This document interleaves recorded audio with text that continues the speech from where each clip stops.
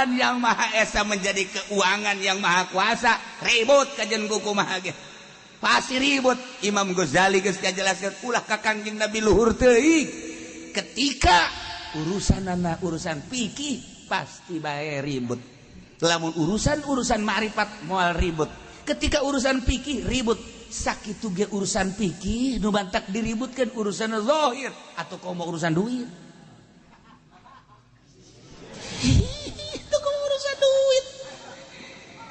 Aya rumah tangga geus boga incun ini minta tolak ka aki-aki urusan lanangan sakadar duit. Kan teu etis maknya sih ini geus incuan minta tolak. Ini atuh na kumenta lah cenah hareudang rumah tangga. Ieu kan geus incuan mah incuan bae. Lain baheula anak sabaraha? 12 anak mah. Baheula hareudang teu? Henteu, baheula mah kuari hareudang. Kok bisa kos kitu leh? Tanyakeun bae coba ka Bapak sia.